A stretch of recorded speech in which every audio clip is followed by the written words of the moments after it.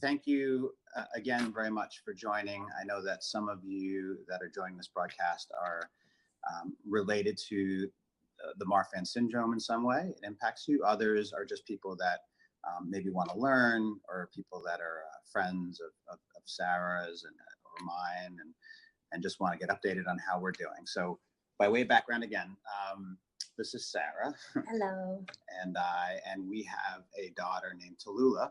We call her Lulu, and or Lou. She's 2 years old, soon to be 3, in just about 4 weeks. So she was diagnosed with Marfan syndrome about a year ago, almost to the day, I think. And at that time, I did a quick broadcast about sort of our experiences, getting that news and sort of absorbing it. And I thought, and a lot of people tuned in, and I thought it would be great to kind of give an update a year later. We really shouldn't wait a whole year, but just to kind of look back and share with everyone here what our experiences have been a year later. So again, on that bottom right-hand corner, you can text questions or comments. I see there's some already there. I will get to those, or Sarah will get to those at some point during this 15, 20-minute broadcast. So Lulu, 1 year after. Just a short reminder of what Marfan syndrome is for anyone that's not aware of it, but it's a connective tissue disorder. It generally affects anywhere there's connective tissue, which is all over your body, but the main points of where it kind of impacts you is your heart, specifically your aorta, the valve that takes the blood away from the heart, your blood vessels, your joints, your eyes, your bones. So it really can strike anywhere. It can be progressive, meaning that it can get worse as you get older. So you don't know where. Some people have different degrees of impact. Yes, huge range. Huge range. And so far, we're happy to report that Tallulah. A pretty light case of it. So far. Yeah, so far. But you can't, you don't know much beyond that. You just go sort of day by day. Common signs of Marfan, again, this is for people that are on this broadcast that don't know, but it's very important for us to try and raise awareness about it so that others can pick up the signs, because what you really want to do is you want to diagnose someone with Marfan syndrome as early as possible. It's a pretty rare disease. And if people like school nurses and pediatricians and other parents can see some of the signs, then that's great, because you can get them started on treatment early, which has a huge impact. So some of the signs that they're generally taller, not generally, they're always taller. They have, and Tallulah is very tall for her age. Off the charts. Off the charts. Everyone thinks she's 4. Yes, they think she's older than she is. Longer arms, longer fingers, very double jointed, very flexible, flat-footed or pronated feet. So each instance sort of, sometimes they have a concave chest that goes in or protrudes out a little bit. Yeah.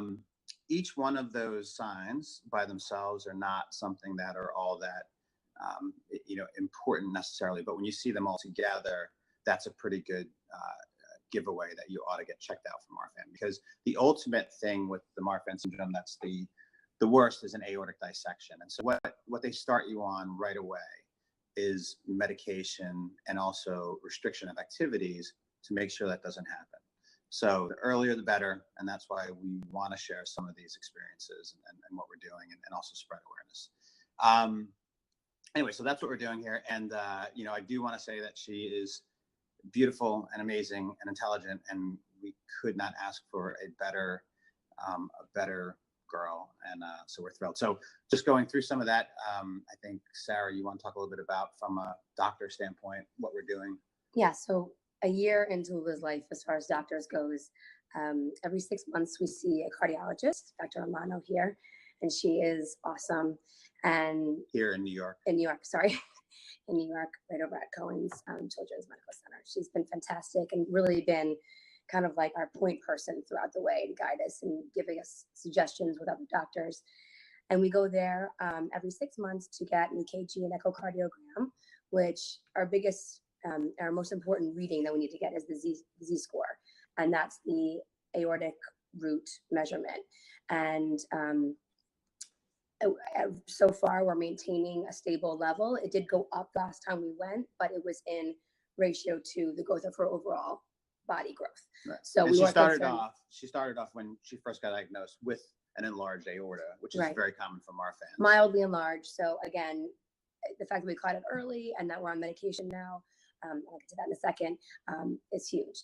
So we had a great last appointment, but every 6 months we're seeing Dr. Romano, and then we're seeing annual appointments with an ophthalmologist who they do this slip lamp test. So basically, one of the major things is a dislocated lens that can happen, and luckily, in the eyes, yeah. So far we're clear there, but that's a major symptom of Marfan. So we have to really keep on top of that just to make sure in case anything is happening there.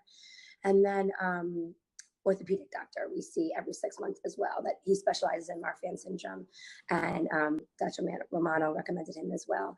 And he's Dr. DeMauro we see here in New York. And orthopedic, one of the other things that tends to happen with Marfan syndrome is scoliosis. So the orthopedic doctor can help us understand, is the spine curved, is it not curved? It doesn't always happen, but again, there's so many different things that happen with children with connective tissue disorders and Marfan syndrome and stuff that it's just these appointments happen. Yeah, that's a very major thing that happens, a very common thing that happens with them. And with Marfan syndrome also, as Brian mentioned before, loose jointedness. I mean, she's very hyper flexible with everything she does. In fact, we just had a situation recently at the park where she just kind of walked funny coming off a step and mildly sprained her ankle, didn't walk for a couple of days. She's fine now, but we're probably going to be seeing the orthopedic doctor more than most kids would. And to make matters worse, Lulu is a daredevil, which is not what you want in a 2 or 3 year old that has Marfan's, but that's Murphy's Law. Yeah, so. I was just at the park today and I feel like I have to follow her like a shadow now because she just is, she wants to like dive off of everything and she can't, she's not as durable as other children. So cardiologist, orthopedic, ophthalmologist. Pediatrician, normal. Yeah, normal annual visits to the pediatrician. I mean, we talk about it there, but she trusts the specialist and she kind of lets me guide her along with how she's doing there. And then also her medication. So a year ago, we got diagnosed. We, and working with Dr. Dietz at Hopkins and Dr. Romano, they decided that Losartan would be a medication that we go forward with for right now. And it's a very common medication. And hypertension and high blood pressure medication, but it allows the blood to flow freely through your body, which then allows, it doesn't let the veins restrict. So the blood flows a bit smoother, which lets the heart kind of pump more efficiently. And it's very important in Marfan. Yeah, adults take it as well. It just reduces the stress on the heart. So we started out at 10 mLs about a year ago, and we just recently got up to 15 mLs. So we're taking it in a liquid form now, and it was a struggle in the beginning because it has a pretty bitter taste, and Lou says not take medicine well at all, as common for most 2-year-olds, but she's especially horrible. Yeah. So, but we found this one pharmacy here that does a chocolate flavored medicine, and so every night she gets it with her ice cream, and it's worked out well. Yeah. We do shakes, we'll mix it up in ice cream, try to mix it up a little bit, and then every night she gets to pick a different flavor ice cream and make it a fun thing for her.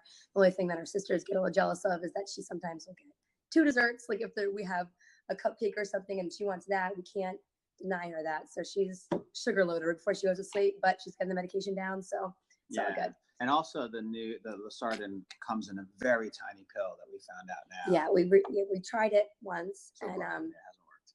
Yeah, she's too young. She spotted it right out. She was like, "Bleh." But like in another year, I feel confident that we. Yes, we're hoping she'll take pills soon. That would make our life much easier. Right. But, yeah, let me just take a look at any questions before I jump to the next couple of topics here. Okay, do you have to warn or manage how other kids play with her? I'm going to talk, and what physical activities? Yep. Is it okay? So we got a few questions. Yeah. So let me just go from. Do you want to go? What we were going to say, and then we'll go back and answer. Maybe we'll come back and answer it. So we'll just leave this. You leave it like that. Okay. It's fine. Yeah. One thing I also wanted to mention too is, in part because of the foundation, we've been lucky to meet a lot of people, and I'll talk about the foundation a little bit later. But so while we're getting all this great doctor care here in Long Island, New York, once a year we're going to make a pilgrimage to Johns Hopkins hospital, down in Maryland, where actually Sarah's family's from, and they have a whole wing, a whole clinic set up to Marfan for the Marfan syndrome, and that's true for a lot of hospitals. There's hospitals all around the country that have specific clinics set up for Marfan syndrome, and I kind of like that, just to get a second opinion, once a year, to say, hey, we debated between losartan and traditional beta blockers. What do you think? Is the progress enough? How does her spine look to you? So we love our doctors here, and they're phenomenal, but we don't mind, we're starting it this year, but we don't mind going to another hospital once a year and just doing a 24 or 36-hour checkup on all the different things. We're going to see the geneticist there, the ophthalmologist, the cardiologist. So we're going to see the full range of evaluation there, just as in a second opinion on every level. One other thing I just thought about with the orthopedic doctor I forgot to mention was with bracing or not to brace certain situations, she's very flat-footed and her ankles pronate in. She's kind of knock-kneed, and so she trips and falls a lot. And right now, our doctor is. So does her mom. It might be genetic. Right. But right now, our doctor right now is telling us kind of less is more for the bracing. So we're going with that philosophy. But she falls a little bit more than most kids would. So we just want to get a second opinion on that and to see if maybe there's some orthotics or things that could help stabilize her legs or make her a little stronger. So that second opinion, like I said, we're going to Hopkins. There's plenty of places around the country that have clinics dedicated to Marfan syndrome. And I'm a huge proponent of the Marfan Foundation. And if you go onto marfan.org, they have a list of all the clinics in the country. So I'll probably summarize everything at the end and talk a little bit about the foundation, but those clinic lists are available for anyone. So if you live in Texas or California or New Jersey or wherever it is, you'll be able to pretty easily spot where some of the specialists reside. And it's getting more and more publicity, this rare disease. So you're seeing more and more of them pop up. And marfan.org website, I've never spoken personally about it, but was literally a lifesaver for us. They had the checklist there of the symptoms, and that's how I knew, because she had 8 out of the 10 symptoms to put it together. It was clear to me right there, just from an uneducated perspective, that she had it, even from going in and getting tested. So if you're suspecting anything, I would highly recommend it. It's so clear and very approachable, all the different levels of the website. So it's nice. Cool. Do you want to talk about our daily activities now? Yeah, because it's good to hear, she's 3 and she's a daredevil. So how do we deal with that? But she's also 3. So we haven't really gotten much pressure as far as group classes and team sports yet, which is also kind of a blessing too, because we can kind of guide her into directions where she's not going to join something we're going to have to pull her out of. So we know that contact sports is out for her right now, which is fine. And especially in our town, it's so competitive. So it's kind of a little blessing there in disguise. But she's really excited to start dance next year, do like a little ballet class. So we're really excited to put her in that. And also she's going to do art and music and really explore those avenues. So it will be exciting. Other things with daily activities. Well, the big thing too is what we talk about with the teachers. Oh yeah. So in the beginning of the year, she just started a twos program this year. But I did let the teachers know, of course, that she had Marfan syndrome and kind of explained to them on a surface level what the syndrome was. But really, in her case, and again, she has a very light case of it, it was just, she's just going to be a little bit more clumsy than other kids. And she might get a little bit more exhausted quicker. So you have to give her water breaks a little bit more easily. She gets dehydrated a little bit. So, but other than that, she's a totally normal kid. Easy. I mean, it's really. Well, she's normal, but again, she's the one that'll jump off the slide instead of sliding down because she thinks it's funny. And so we're like, all right, we'll be a little bit careful about that if you don't mind.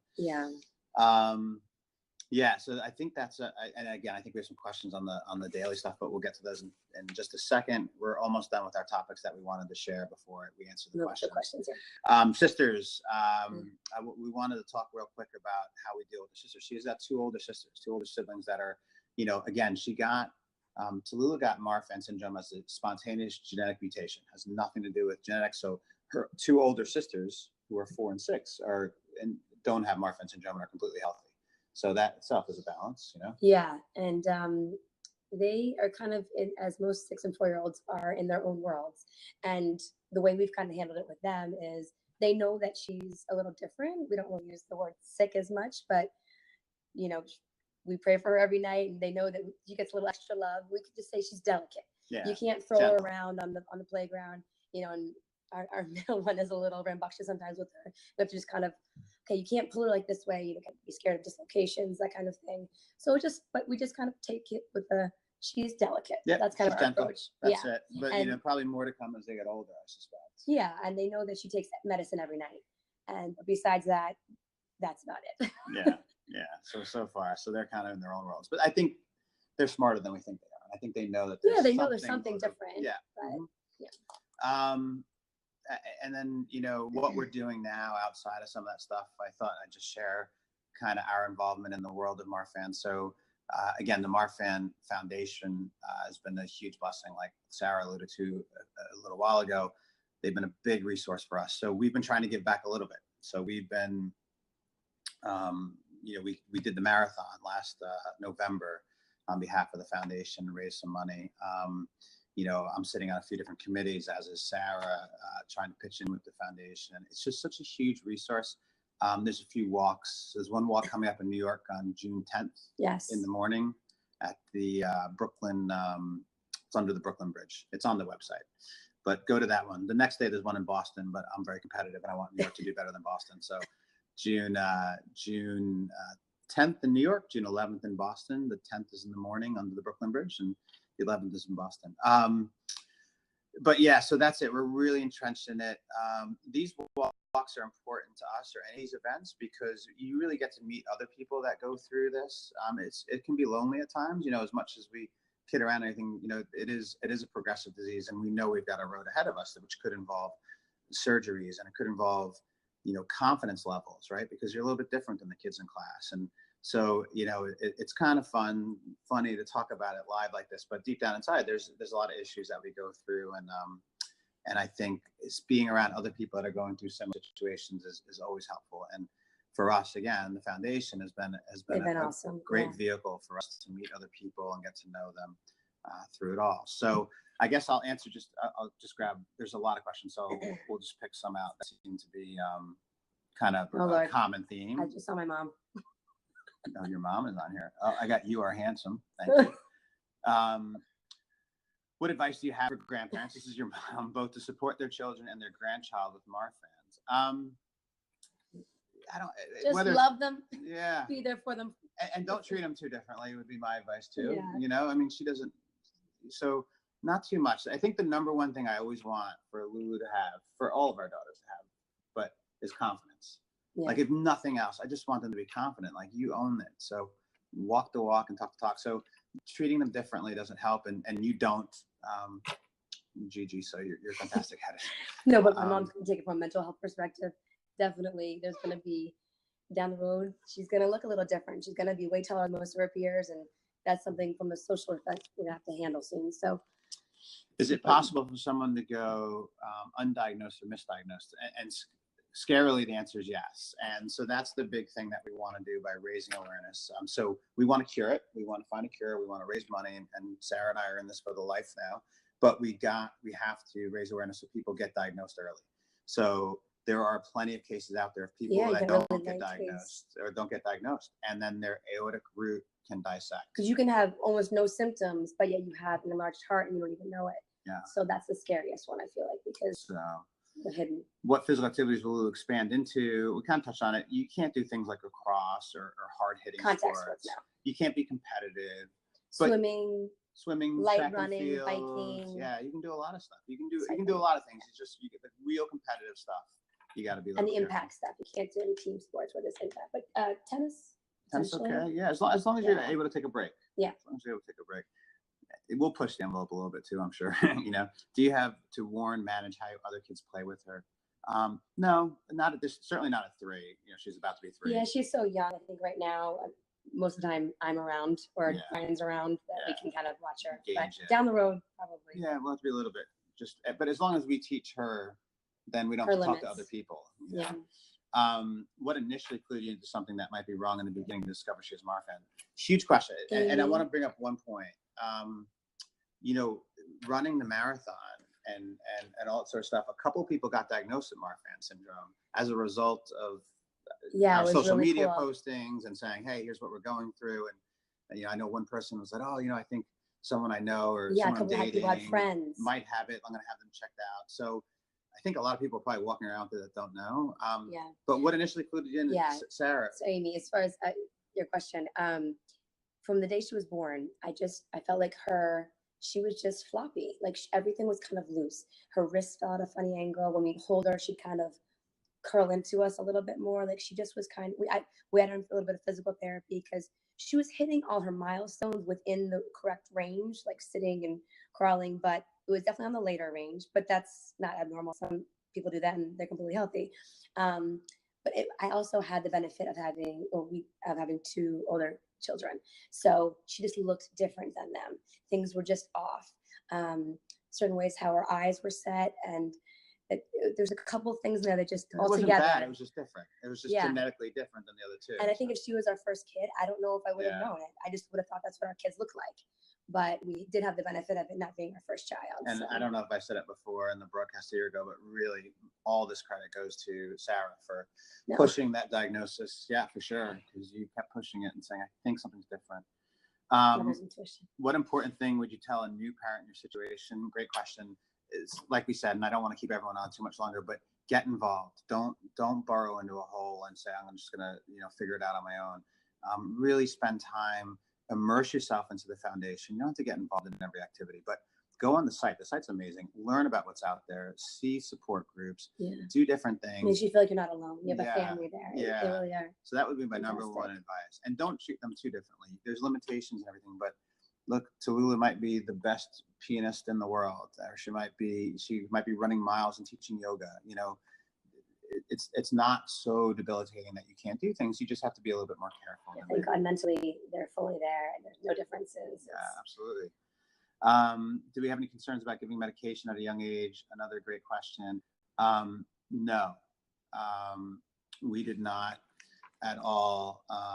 They said the only side effects would be she'd be a little bit more dizzy than most people would be. But we asked. Yeah, we were really concerned about that initially. Yeah, and the thing is that what I've studied so far, and we're not all doctors. I was pre-med for 6 minutes. Is that the earlier you start them on either the Losartan or the traditional beta blockers, both of which are kind of doing the same thing, or at least trying to get to the same result of relaxing the heart a bit. The better off you are at slowing down the potential progression. Yeah. So, there's no downside to it. If anything, you could say they might get a little bit more tired, but we've never seen that. And it's I don't think it's even, don't take that advice as medical advice, but that's one thing we heard. But the upside is huge. So if there's no downside, there might be upside, and you have to give us some medicine every day. Yeah. Who cares? The benefits outweigh whatever potential negatives. Absolutely right. But we did ask a lot. I mean, we went back. We even gone back to doctors after reading articles and saying, well, what about this article? What about this article? The doctors are amazing because they're patient, they get it, and they answer them. And there's also some Western medicine that we looked into, but that's for another broadcast. Someone asked about golf. Golf's great. Someone said they want to hear directly from Tallulah on All Bees Matters. I agree. I think next time we'll have Lulu on. We should have her on next time.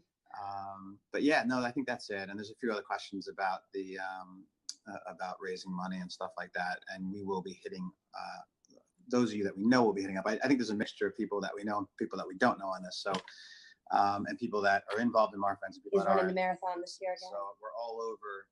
We're trying to give our experiences from all those different perspectives. People we know, people we don't know, people that are involved in Marfan, people that aren't. But hopefully it's helpful. And I think we'll do this more often than once a year. Obviously, we just want to share because we're getting so much from the rest of the Marfan community.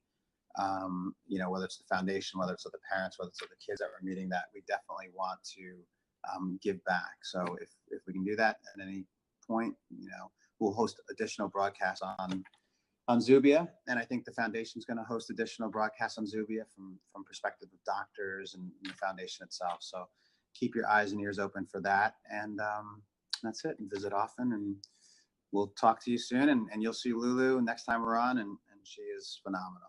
So she's hysterical. All right. Well, thank you very much. Yep. Have a great night. Bye.